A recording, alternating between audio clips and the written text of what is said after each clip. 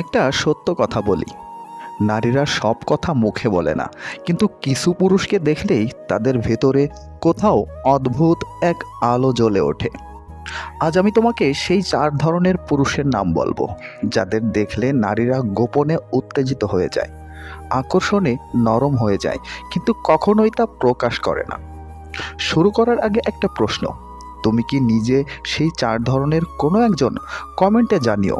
শেষ পর্যন্ত শোনো, কারণ চতুর্থ যে ধরনটি বলবো এটাই সম্পর্ক পাল্টে দেয়। নাম্বার 1, আত্মবিশ্বাসী কিন্তু অহংকারহীন পুরুষ। নারীরা আত্মবিশ্বাসকে ভয় করেন, বরং নিরাপত্তা হিসাবে দেখে। এই পুরুষ নিজের কথায় স্থির, কিন্তু কারো উপর প্রভাব খাটায় না। হাঁটার ভঙ্গি, কথা বলার সোজাসাপটা ভরসা নারীর ভেতরের প্রোটেকশন জোনে আগুন ধরিয়ে দেয়। তোমার মতে একজন পুরুষের সবচেয়ে আকর্ষণীয় গুণ কোনটা? কমেন্টে লিখো, দেখি কার মত আলাদা। পরের ধরনটি একটু ডেডলি, কারণ এটা নারীর আবেগকে নরম করে ফেলে। নাম্বার 2, গভীরভাবে শোনে এমন পুরুষ। শুধু কথা বলে না, শোনে।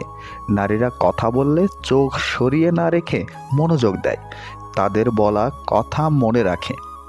এই ক্ষমতা নারীর হৃদয়ে যেন এক অদৃশ্য দরজা খুলে দেয়, এবং সেখানেই জন্ম নেয় এক গোপন আকর্ষণ। তুমি কি সত্যি মন দিয়ে শোনো, নাকি শুধু কথা বলতেই ব্যস্ত? সত্যি কথা বলো, কমেন্টে লিখে ফেলো। এবারের ধরনটা একটু অলিখিত ম্যাজিক, বোঝানো কঠিন কিন্তু অনুভব করা সহজ। নাম্বার 3, নিজের লক্ষ্য, নিজের জীবন, নিয়মিত ব্যস্ত পুরুষ। হ্যাঁ, নারীরা এমন পুরুষকে পছন্দ করে যার নিজের কাজ আছে, স্বপ্ন আছে, উন্নতির পথ আছে, যে সারাদিন মোবাইলে পড়ে থাকে না, যে নিজের কাজে ডুবে থাকে। এই স্বাধীনতা নারীদের কাছে এক ধরনের বিশেষ আকর্ষণ তৈরি করে। মনে হয় এই মানুষটা সত্যিই মূল্যবান। তোমার জীবনে কোন লক্ষ্যটা এমন সবচেয়ে জরুরি? লিখে ফেলো, এটাই হবে তোমার স্টেপ 1। তবে শেষ ধরনটা সবচেয়ে শক্তিশালী। অনেক পুরুষই বোঝে না যে এটা তাদের আছে। নাম্বার 4, নিজের আবেগ নিয়ন্ত্রণ করতে পারে এমন পুরুষ। চাইলেই রাগ দেখায় না, চাপের সময় ভেঙে পড়ে না, বিপদের দিনেও মাথা ঠান্ডা রাখে। এমন পুরুষ নারীদের কাছে পাহাড়ের মতো স্থির, ভরসার, নিরাপদ। এই মানুষকে দেখলেই নারীর ভেতরে এক ধরনের শান্ত উত্তেজনা তৈরি হয়, কারণ নারীরা এমন পুরুষের কাছে নিজেকে সুরক্ষিত মনে করে। তুমি কি নিজের আবেগ নিয়ন্ত্রণ করতে পারো? 1 থেকে 10-এর মধ্যে নিজের স্কোর কমেন্টে দাও। দেখো ভাই, আকর্ষণ শুধু চেহারা দিয়ে হয় না। 4টি গুণ তুমি যদি নিজের জীবনে ধীরে ধীরে তৈরি করতে পারো, নারীরা শুধু আকৃষ্টই হবে না, তোমাকে সম্মান করবে, বিশ্বাস করবে। আর এটাই তো সম্পর্কের আসল ভিত্তি। এখন তোমার পালা। তুমি কোন ধরনের পুরুষ কমেন্টে লিখে দাও, আমি রিপ্লাই করব। 3টি জিনিস স্ত্রীর চেয়ে স্বামীর অধিক হওয়া উচিত: 1, বয়স; 2, জ্ঞান; এবং 3, অর্থ।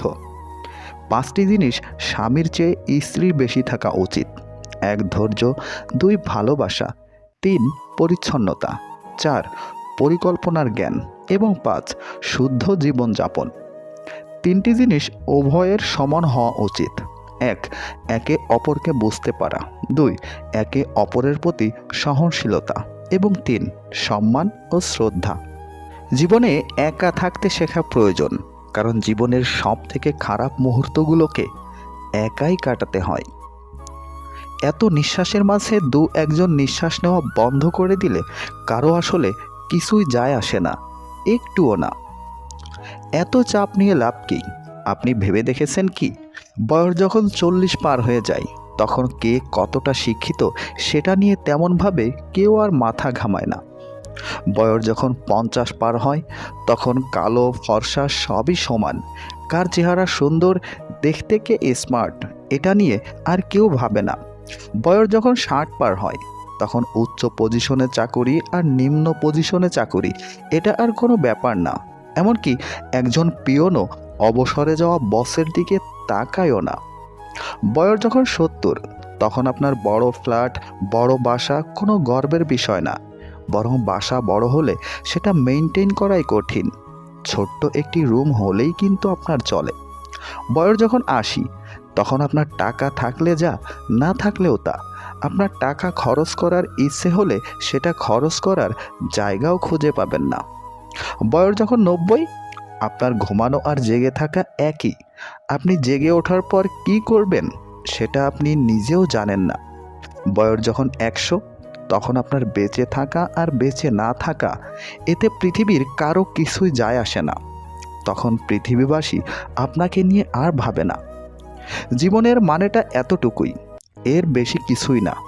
তাই এত টাকা টাকা করে লাভ কি, এত লোভ করে লাভ কি, মানুষের ক্ষতি করে লাভ কি, এত সম্পদ করে লাভ কি, এত ক্ষমতার দাপট দেখিয়ে লাভ কি, এত চাপ নিয়ে লাভ কি?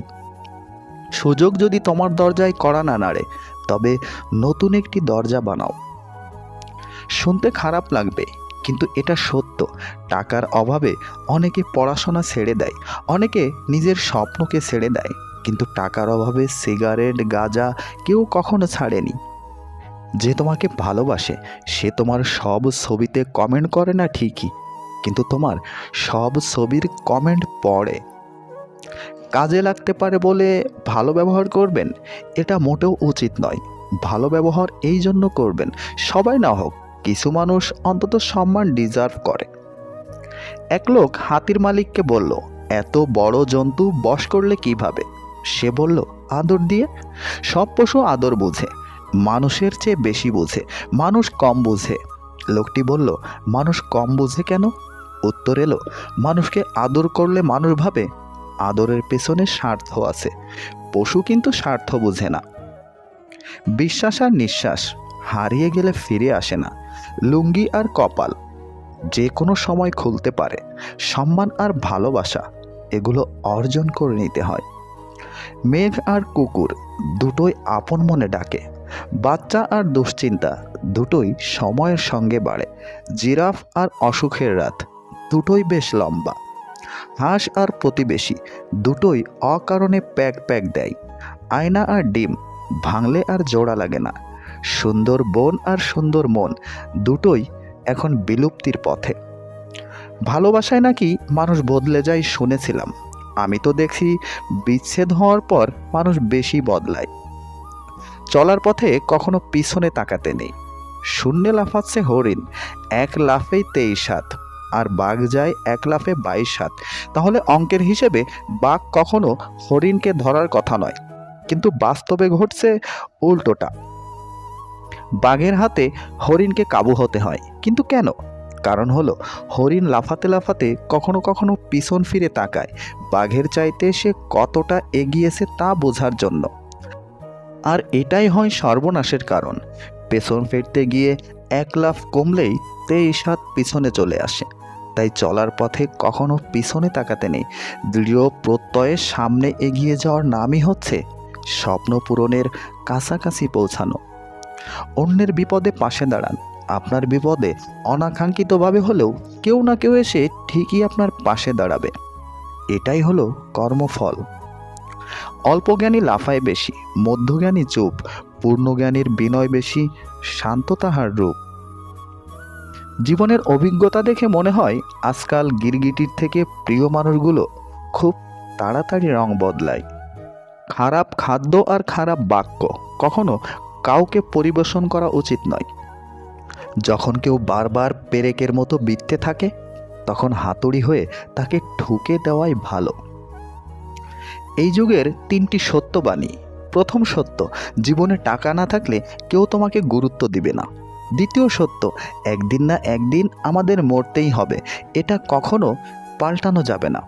এবং তৃতীয় সত্য, জীবনে যদি কিছু হতে চাও তাহলে হার্ড ওয়ার্ক করো। কেউই হার্ড ওয়ার্ক ছাড়া জীবনে কখনো উন্নতি করতে পারবে না। এই ভিডিওর একটি কথাও যদি ভালো লেগে থাকে তাহলে প্লিজ ভিডিওতে এখনই লাইক দিন। আর এই ধরনের ভিডিও নিয়মিত এই চ্যানেলে পেতে এখনই চ্যানেলটি সাবস্ক্রাইব করে আমাদের সাথেই থাকুন। ভালো থাকুন, ভালো রাখুন। আল্লাহ হাফেজ।